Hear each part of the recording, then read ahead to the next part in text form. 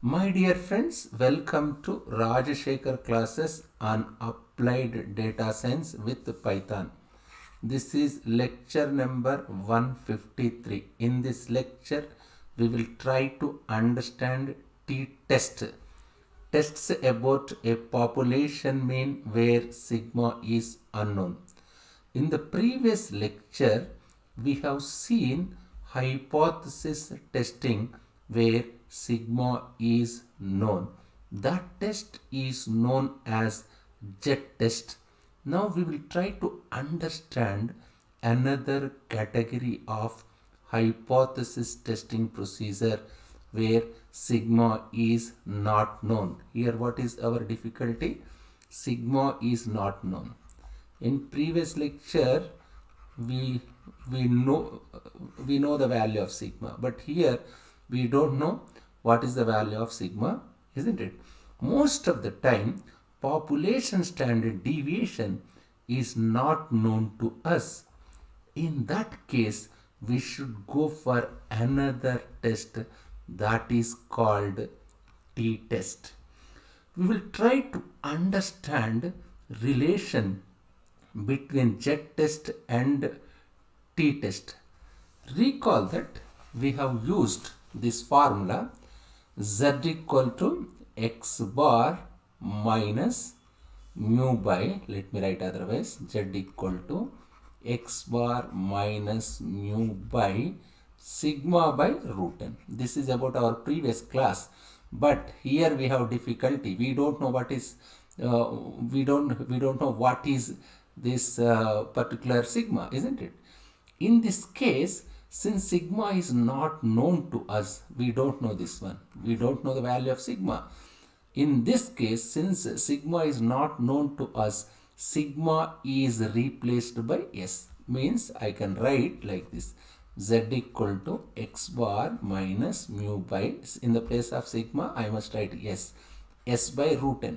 Sigma is population standard deviation, s is sample standard deviation. S is sample standard deviation. That's the difference between this, I can say, t-test, isn't it?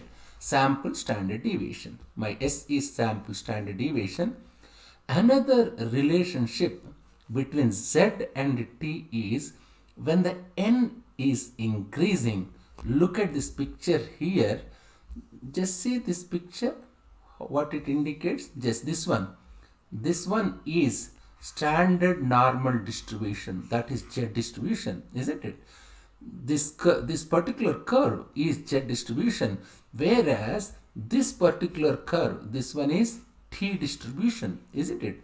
So when the sample size is increasing, the behavior of Z test and T test is same. That's why in many software packages there won't be a software tab for doing Z test, and there will be only a tab for doing t-test.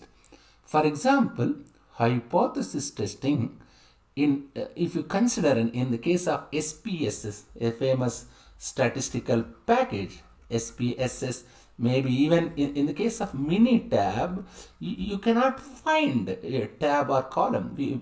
There won't be a tab for Z-test, but there will be a column, there will be a tab for t-test. You have tab for t-test. For doing Z-test, this is important. For doing Z-test, for doing Z-test, the t-test tab is enough. The t-test tab is enough. If you were that sample size increases, this t-test will converge to z-test. Just if you go through those packages, there you can realize just this is the difference between t distribution curve and z distribution curve. As your n increases, this t distribution will converge to standard normal distribution. Otherwise I can say z distribution. Then what is t? What is my test statistic or t? This is my t.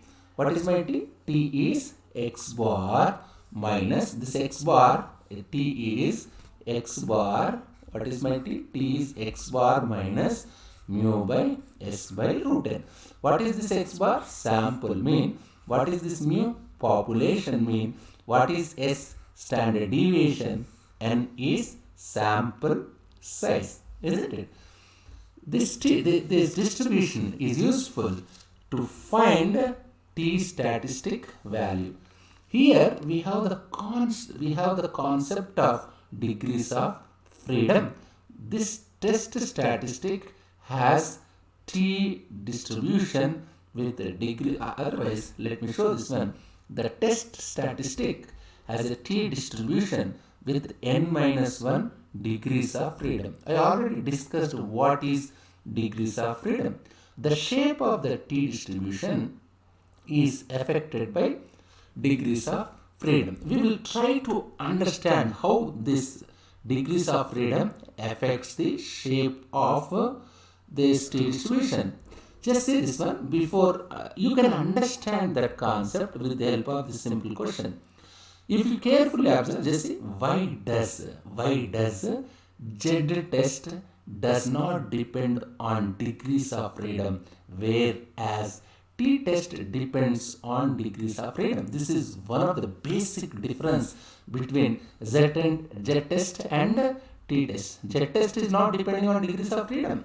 Z test is not depending on what? Not depending on degrees of freedom.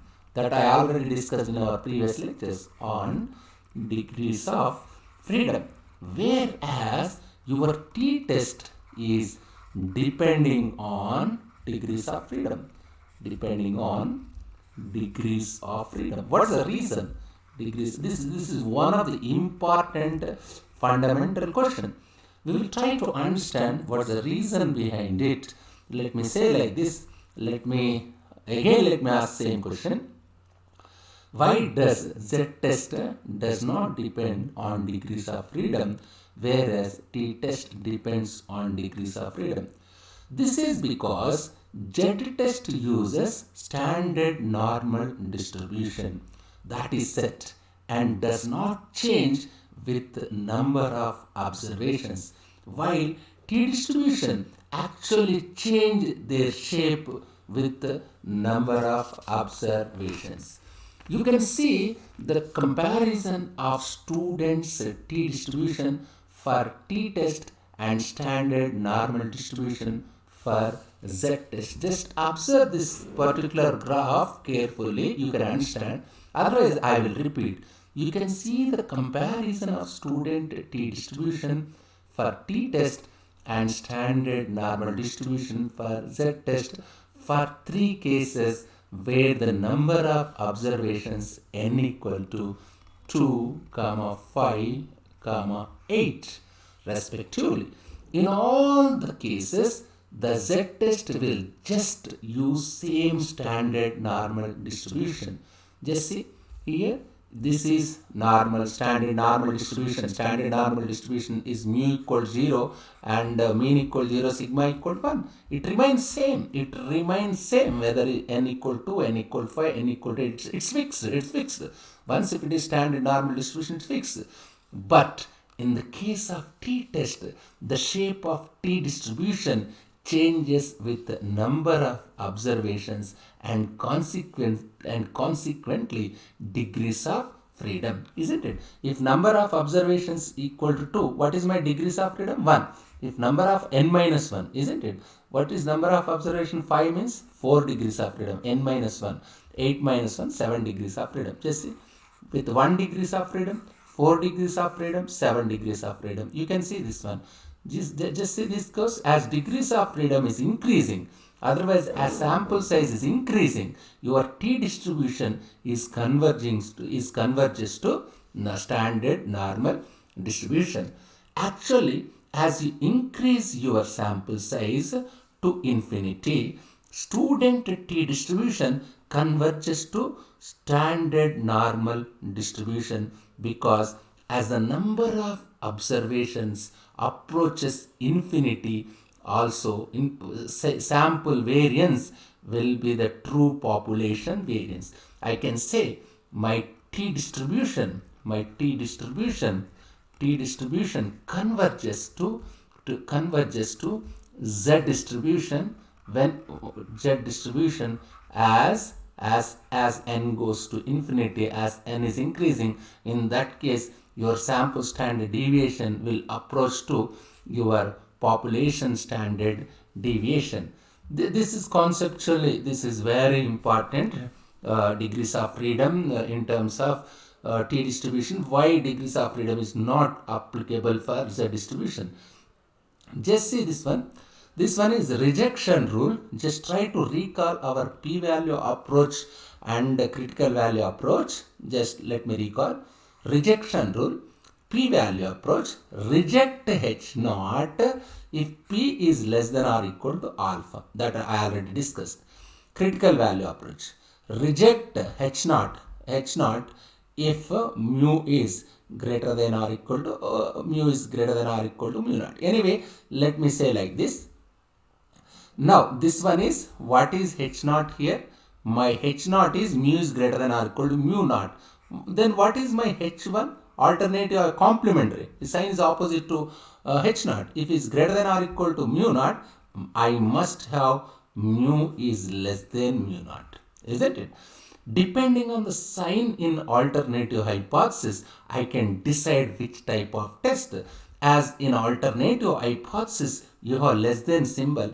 If it is less than symbol, I must say it is left-tailed test. Reject H naught. This is my minus T alpha value. This is my minus T alpha value. Reject H naught if T is less than or equal to minus T alpha. Means if your T value falls in this particular region, I can reject a null hypothesis. This is about case 1. There may be, just see this one, another one. Let me say like this, your null hypothesis is mu less than or equal to mu naught. Then what is my alternative hypothesis H1? Opposite to this one. That means mu is greater than mu naught. Greater than means what? Greater than means right tail test. What is right tail test? This is a right tail test graph. Therefore, if it is greater than, I must, this is rejection region. This I can say T alpha, isn't it? If your calculated value T falls in this particular region, if T is greater than or equal to T alpha, I can say reject H naught, reject null hypothesis, isn't it? In the third case is, let me say, your null hypothesis is mu equal to mu naught. What is your alternative hypothesis H1? Mu is not equal to mu naught. That is alternative hypothesis. Means we have, this is related to two-tail test. In this case, your critical region is here in left tail as well as in right tail. Means this I can say this is minus T alpha by 2. This end is known as T alpha by 2. If your value lies left side of minus T alpha by 2, means if your T is less than or equal to minus T alpha by 2, or your T is greater than or equal to T alpha by 2, I can say reject null hypothesis, reject H naught. This is the rejection procedure in T-tail test. In T-tail test, we have 3 cases. That may be left tail, that may be right tail, that may be two tail. Depending on these conditions, you can reject H naught. We will try to understand this concept with the help of one real-time example in my next lecture, that is in lecture number 153. Thank you very much.